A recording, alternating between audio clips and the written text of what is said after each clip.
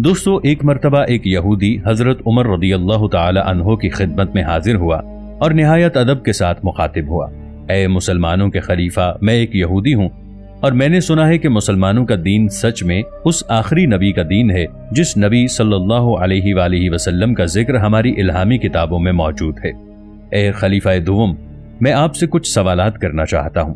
اگر آپ نے میرے ان سوالات کا اس طریقے سے جواب دیا کہ ان جوابات کو میری عقل تسلیم کر لے تو میں اپنا دین چھوڑ کر آپ کے دین کی پیروی کروں گا۔ تو حضرت عمر رضی اللہ تعالی عنہ نے فرمایا، اے ابن آدم، اگر تم واقعی میں کوئی سوال کرنا چاہتے ہو تو تم حضرت علی رضی اللہ تعالی عنہ کے پاس چلے جاؤ، تمہیں تمہارے سب سوالوں کے جواب وہیں سے ملیں گے۔ تب وہ یہودی حضرت علی رضی اللہ تعالی عنہ کے پاس پہنچا اور نہایت ادب و احترام سے مخاطب ہوا، اے حضرت علی رضی اللہ تعالی عنہ، میں نے اپنی الہامی کتابوں میں سنا ہے کہ یہ دین ایک سچے نبی کا دین ہے۔ اگر ایسا ہی ہے تو میں آپ سے کچھ سوالات کرنا چاہتا ہوں تاکہ ان کے تسلی بخش جوابات سن کر میں آپ کے دین کی پیروی کر سکوں۔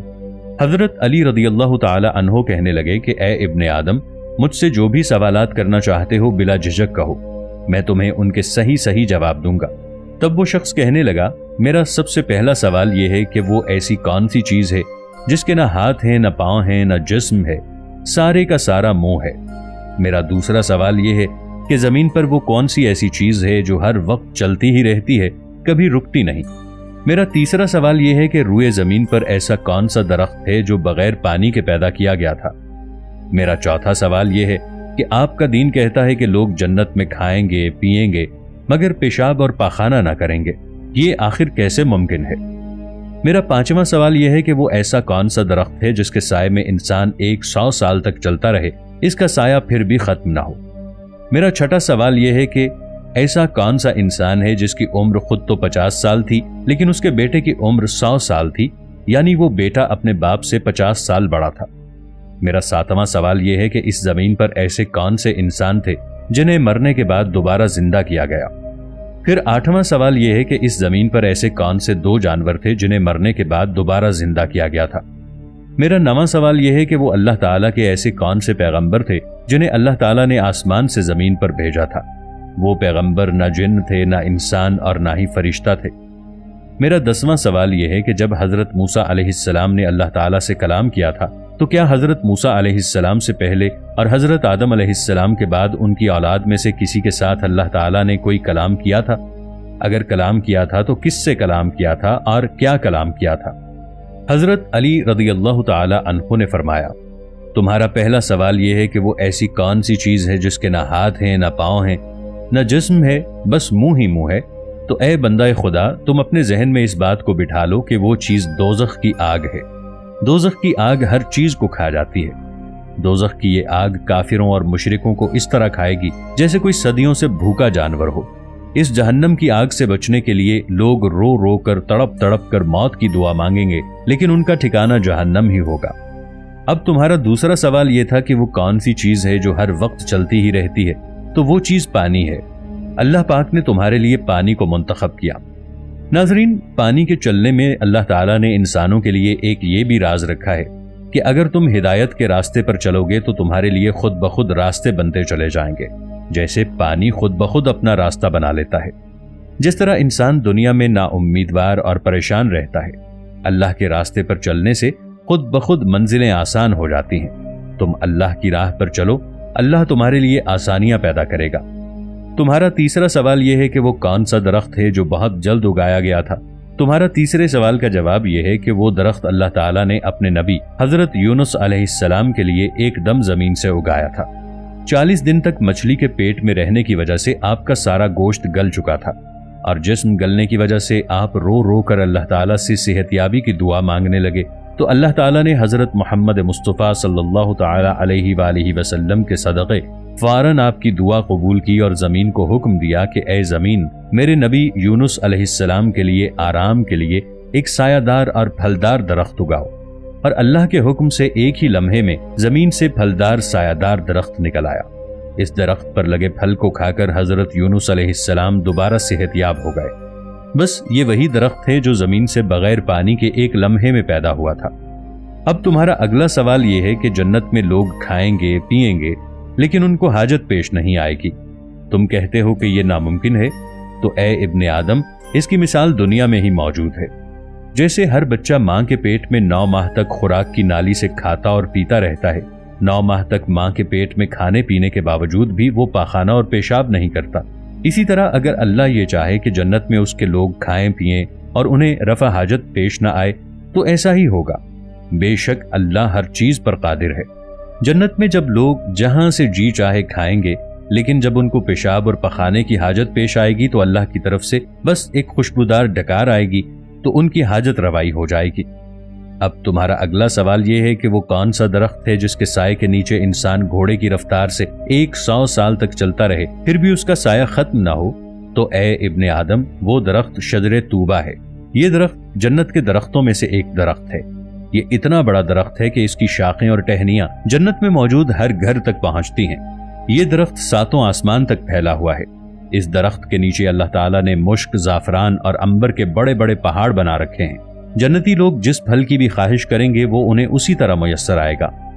تمہارا اگلا سوال یہ ہے کہ وہ انسان کون سا ہے جس کی عمر ہو تو 50 سال مگر اس کے بیٹے کی عمر 100 سال تھی، یعنی وہ اپنے بیٹے سے 50 سال چھوٹے تھے؟ تو اے ابن آدم وہ انسان حضرت عزیر علیہ السلام تھے۔ جب اللہ کے نبی حضرت عزیر علیہ السلام اپنے گدھے پر سوار ہو کر کہیں جا رہے تھے تو راستے میں آپ کی نظر ایک ایسی قوم پر پڑی جس پر اللہ پاک نے اپنا عذاب نازل کیا تھا۔ جیسے ہی آپ نے اس قوم کو عذاب میں مرے ہوئے پایا، آپ کے دل میں خواہش پیدا ہوئی کہ میرا پروردگار انہیں دوبارہ زندہ کرے گا۔ اے کاش میں ان کو زندہ ہوتے دیکھ سکتا کہ میرا اللہ انہیں کیسے دوبارہ زندہ کرے گا۔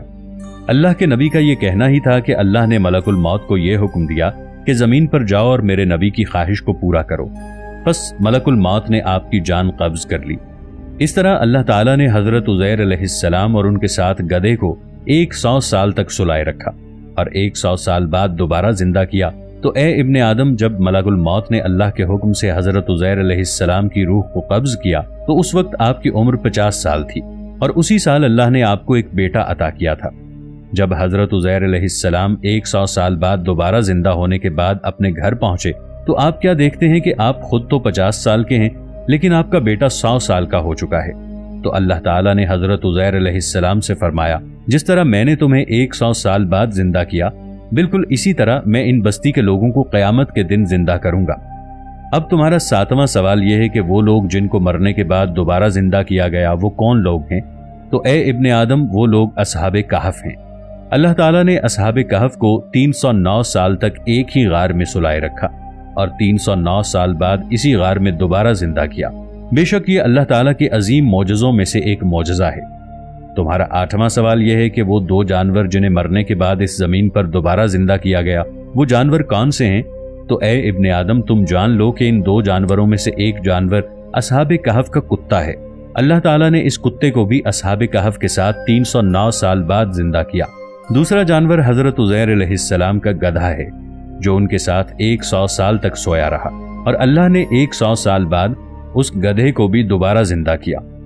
تمہارا اگلا سوال یہ ہے کہ وہ اللہ پاک کا کون سا پیغمبر ہے جو اللہ کا پیغام لے کر زمین پر اترا لیکن نہ ہی وہ جن ہے نہ انسان اور نہ ہی وہ فرشتہ ہے؟ تو ابن آدم وہ پیغمبر ایک کوا تھا۔ جب قابیل نے حابیل کو قتل کیا تھا، قتل کرنے کے بعد قابیل سوچنے لگا کہ میں اس کی لاش کو کیسے ٹھکانے لگاؤں۔ اس وقت اللہ تعالیٰ نے ایک کوے کو زمین پر بھیجا تو اس کوے نے دوسرے کوے کو مار کر زمین میں دفنا دیا۔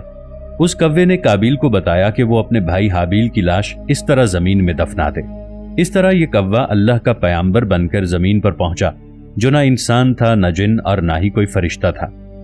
اے ابن آدم تمہارا 10واں سوال یہ ہے کہ کیا حضرت موسیٰ علیہ السلام سے پہلے اور حضرت آدم علیہ السلام کے بعد حضرت آدم علیہ السلام کی اولاد میں سے کیا اللہ نے کسی سے کلام کیا تھا؟ تو اے ابن آدم اللہ تعالیٰ نے حضرت موسیٰ علیہ السلام سے پہلے اور حضرت آدم علیہ السلام کے بعد ایک ایک انسان سے کلام کیا۔